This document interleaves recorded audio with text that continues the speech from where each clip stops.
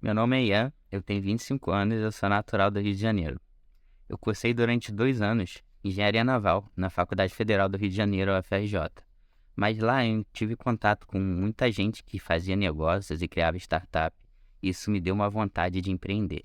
Então eu saí da faculdade e empreendi online. Eu criei negócios no digital e online.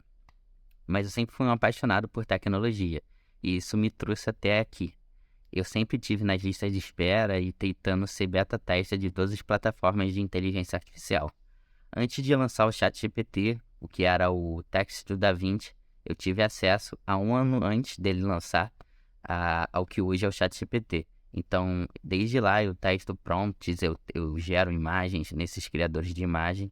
Isso me trouxe até aqui para criar conteúdo e começar um canal sobre inteligência artificial. Em relação às oportunidades de carreira de IA, eu acredito que tenha uma vasta gama aí.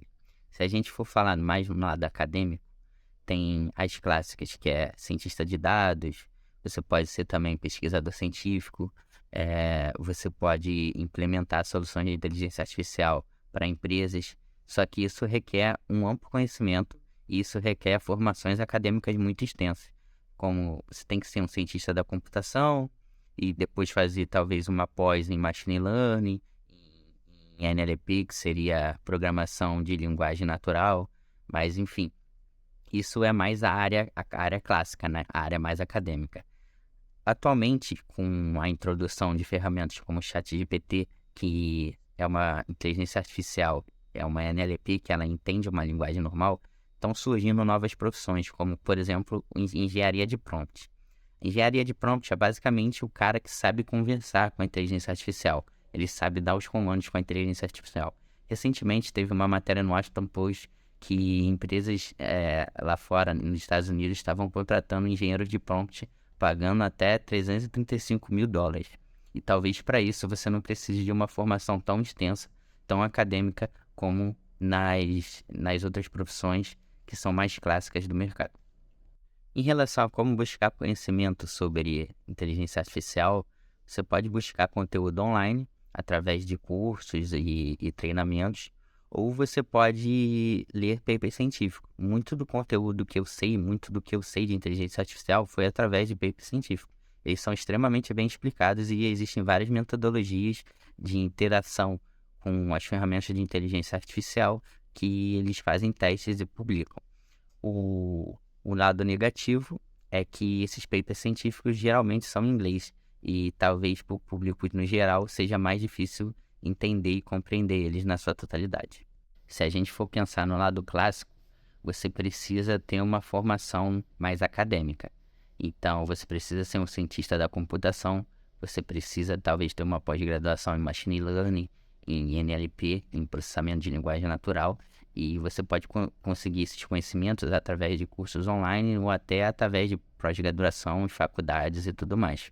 Mas se a gente estiver falando sobre a interação com as ferramentas de inteligência artificial, aí o mundo de oportunidades é praticamente infinito, porque vão surgir cada vez mais profissões e cada vez mais formas de se interar com inteligência artificial. Uma das possibilidades, por exemplo, é você ser um engenheiro de prompt freelance. O que isso quer dizer? Hoje em dia, se a pessoa tem um negócio online, ela precisa de um social media, ela precisa de um designer, ela precisa talvez de um copywriter. Você sendo um bom engenheiro de prompt, você basicamente consegue fazer as três coisas, porque você tem praticamente um assistente que entende e é um especialista em todas essas três coisas trabalhando para você. Então você pode prestar serviço para as outras pessoas. E se você entender um pouco de programação, você pode, por exemplo, fazer algum tipo de programa e linkar direto com a API dessas ferramentas, como o ChatGPT, e treinar e fazer atendimento especializado para negócio. Por exemplo, você pode utilizar o ChatGPT, pegando a API deles, e criar um chatbot para as pessoas, automatizando o atendimento deles pelo WhatsApp. Então, imagina o valor agregado disso. Imagina o serviço e quanto que você pode oferecer esse serviço para algum negócio, algum empreendedor que tenha um negócio e queira automatizar o atendimento dele. Sobre as IAs dominarem o mundo, eu acho que isso é muito mais fictício do que um perigo real, pelo menos por agora. Quando a gente pensa em inteligência artificial, a gente pensa em três grandes classificações, que é uma inteligência artificial fraca, uma inteligência artificial forte, e uma superinteligência. A inteligência artificial fraca é praticamente 99,9999% de todas as inteligências artificiais que a gente tem no dia a dia. Eu só não falo que é 100% porque talvez tenha algum projeto em desenvolvimento secreto que ninguém descobriu, que já tenha se tornado uma inteligência artificial forte, já seja uma AGI, que eu acho muito difícil. O que é uma inteligência artificial fraca? É uma inteligência artificial que ela faz uma tarefa, ela só faz uma tarefa e ela faz muito bem feita, ela é bem melhor que os humanos. Um exemplo disso são as plataformas de Big Data, as plataformas de análise de data. Essas plataformas já usam inteligência artificial há muito tempo e elas são muito melhores que humanos. Se você colocar um humano para analisar 100 milhões de dados estatísticos, provavelmente demorará meses, se não anos. E essas plataformas conseguem fazer isso em horas. Então, isso é uma inteligência artificial fraca. A inteligência artificial forte é uma AGI, que é uma inteligência artificial geral. Atualmente, a gente não tem uma inteligência artificial geral. Essa inteligência artificial, ela seria uma inteligência artificial que faria várias tarefas do mesmo nível de um humano. A inteligência artificial fraca, ela pode até fazer uma tarefa melhor que o humano. Mas, por exemplo, essas inteligências artificiais de análise de dados, elas não conseguem andar, elas não conseguem pular, elas não conseguem correr. Então, uma AGI seria isso. Ela conseguiria analisar os dados e também conseguiria andar, conseguiria se movimentar, conseguiria enxergar, conseguiria ouvir. Então, a gente não tem uma inteligência artificial geral ainda. E o terceiro caso, que é uma superinteligência, seria onde as máquinas conseguiriam, se quisessem, nos dominar, né? Porque elas seriam muito melhores do que o humano em tudo.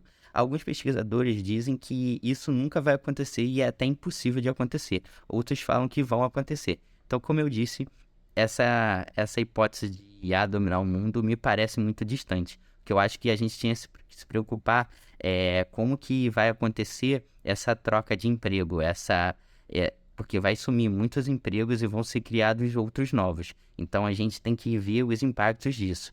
O Goldman Sachs fez uma pesquisa há pouco tempo que ele falava que 300 milhões de empregos seriam extintos nos Estados Unidos e na Europa nos próximos anos. Então, eu acho que isso é um problema muito mais real do que o problema de a IA dominar o mundo.